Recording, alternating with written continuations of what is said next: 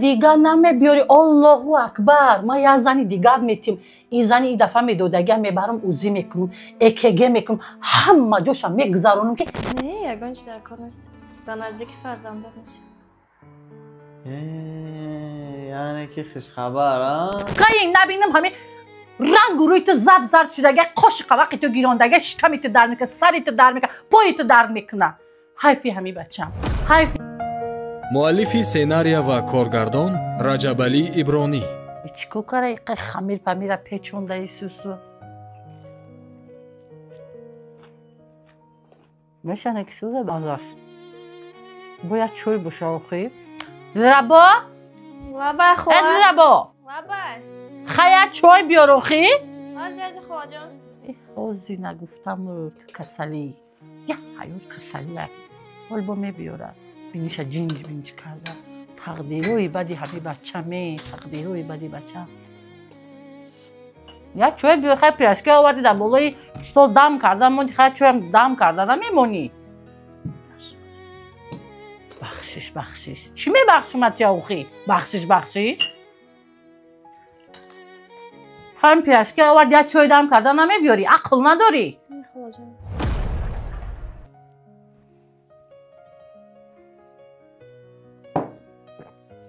با چه کردی بینید خیلی جنج بینج کرده گیه؟ شکم داره کسی خواه جان ای چی بالا شکمای؟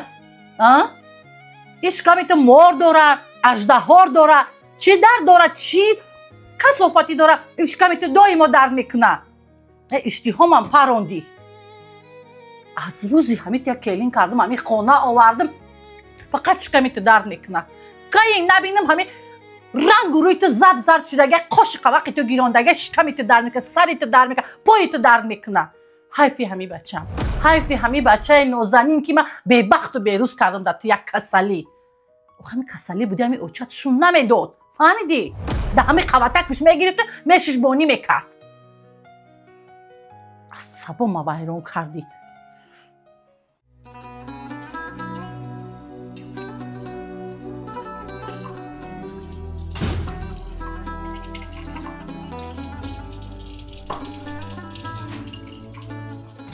زنک لبا مردک جان ای مردک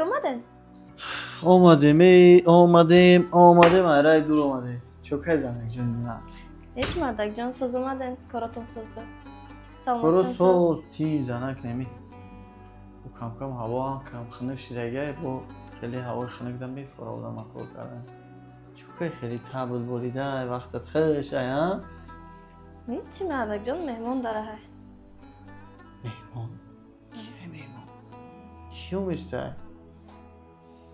آیا با پیشکی یک زنگ نمیزنی بگویی که بیارو مخی یگان مقصد گوشت پوست یگان نه یگانش در کار نیست به نزدیک فرزنده میشه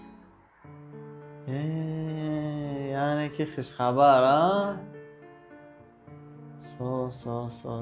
خاص خی بهترین ای یعنی دیمش راده ها نه بهترین هر یک پدر هر یک زن شوهر موضوع داره که چیکار کنه فرزند دار شوه ما میاد دیمش میاد با سیمش میاد برای کار زنک جان من برام که یک مدر بینم اشتم گیره نزمیاد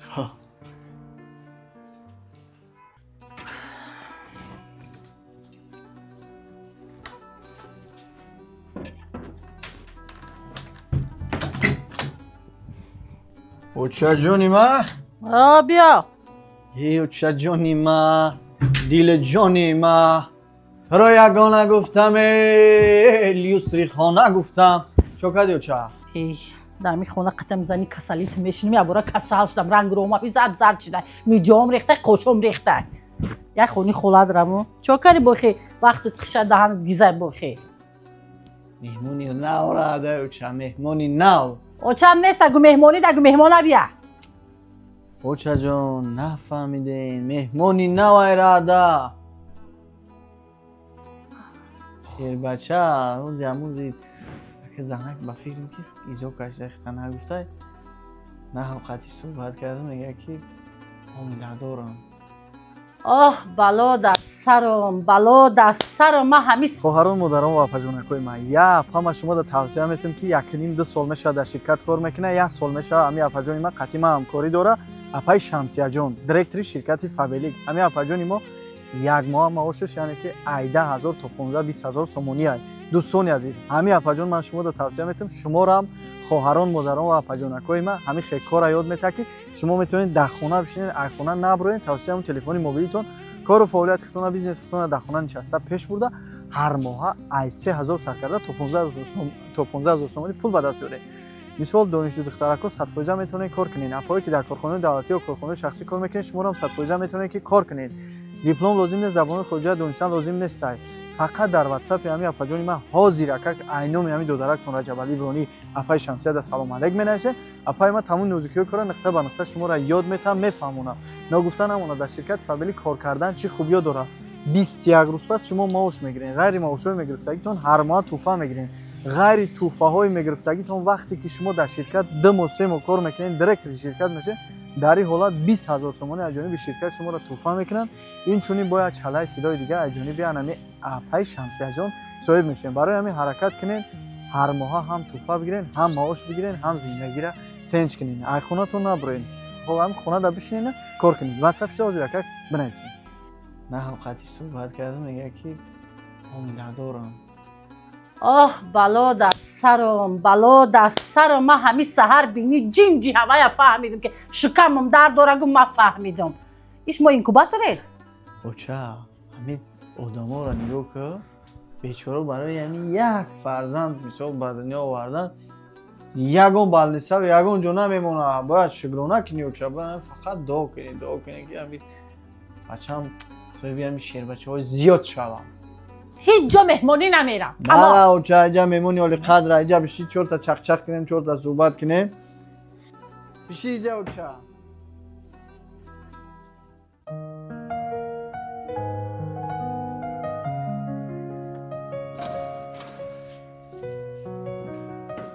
السلام علیکم زنک آقا در مردک آمده زنک جانی من چی خیلی؟ هیچ مردک جان آمده اومده کارو رایت نیمه کردیم اومده من داشته نه خیلی کاری دنیا میاد چیکار میکنیم سویتی ها گفتیم مهم این دورو تو والم زنک آقا تاره مردک جان یک خانم تابزن اکسره میشتی؟ مای کوچه آنجا ها لبه اوچه جان چه قسالفان شرق پرق دوره سلافان اوچه جان همه برای مهمونی نو دورو همون دختر قطعی زنه گفت زده صحبت کرده گفته که همین پیشه حامله داری اینجا یک چند عمودی دورو نویسته اوچه همین را باید استفاده برای که مقصد کودک ده یکون تاثیر نرسه تو مادری کودک ده یکون تاثیر نرسه تو برای پیشگیری برای مثلا یکون بیمار نشیدن شده ها میخری استفاده میبری دیگه شیر بچه گفتی همون گپا که بنقص میای اوچه این زنی توی دلربانه داروخانه با میموندن نامش خوبتر بود ما همون وقت گفتم که توی یک تبدگی نگاه نکن فهمیدی این اوچه ای فقط پول یافتگیش برای دخترش سر و لباس قیمت خرید یه بار سلامتی این کسلیش برده سوز نکرد ای اومدگیش 4 سالی راه نمیشه فقط این کسلی ای زنی تو فقط سید کچه در دست راه داروخانه راه خونه راه داروخانه راه خونه ای اوچه اگر چیزی بگم با هم گفت خیلی تمام قبول ای اوچه همین کسلی شید اوچه کسلی برای زنه برای چوی پوی سوسه که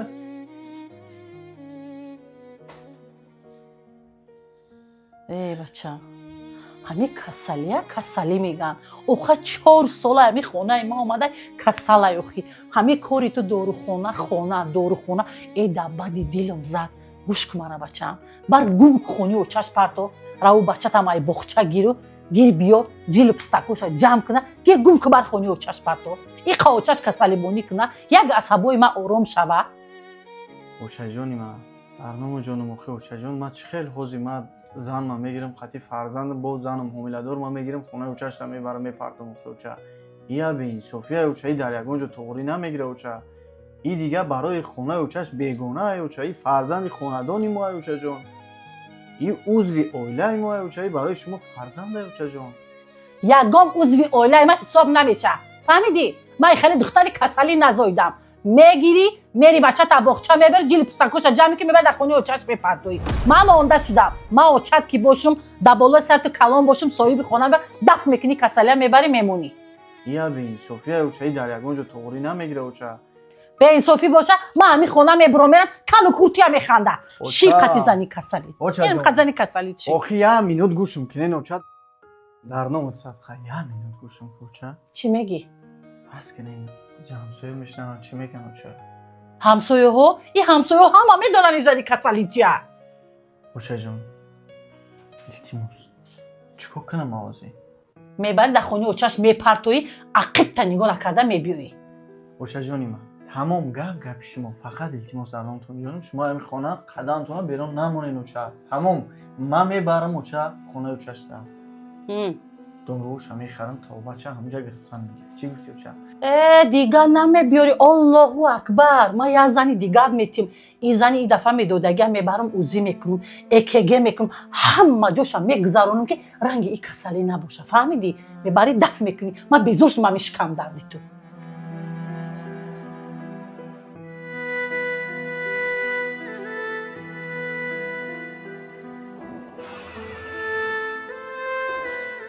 من نفهمیدم مردا کجا میریم؟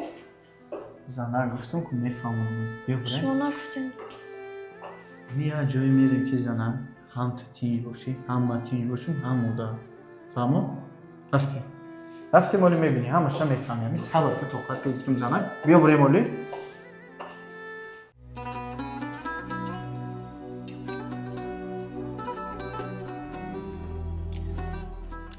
ای خدا با شکره. ای دوگانه من هم نه کی روز نداد کی روز نداد. لبای دوگانه جان. السلام علیکم دوگانه. السلام علیکم. ای کم نمویده سازی خوبی؟ آخی نمی کار و باری خونه می کلی نبردیم دفع کردیم دیگه کار و باری خونه. چه خیلی ساز تینجی؟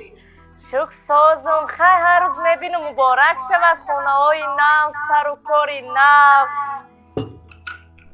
رحمت قطورک شود چه خیلی کار خونه های نو چه خیلی همون خونی زندگی داریم همون خونه اولی دیگونه.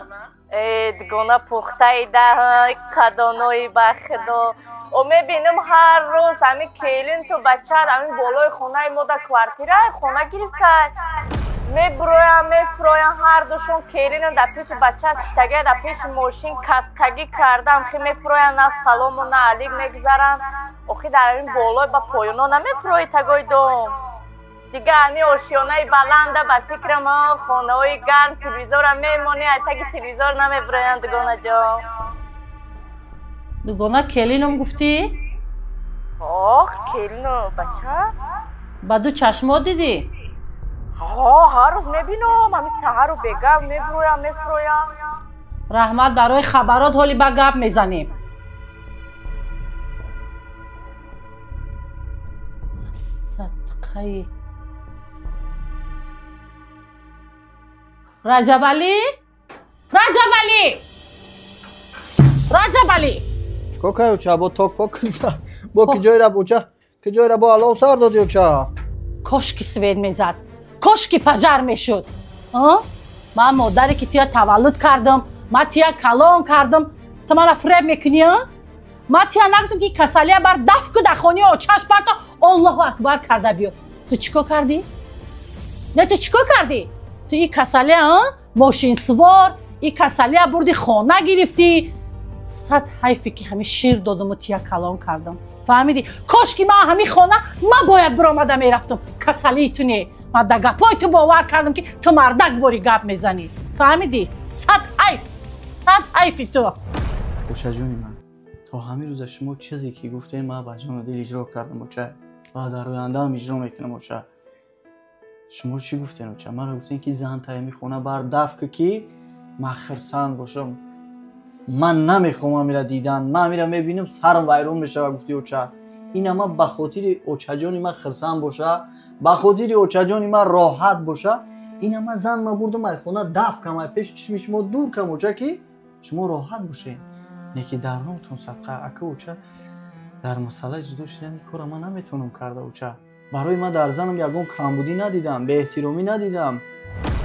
همه را گوش میکنه، احترام میکنه، همه را مثالی گفت فرزند اینو زنین دارم اینه با حامله داره اوچه جان.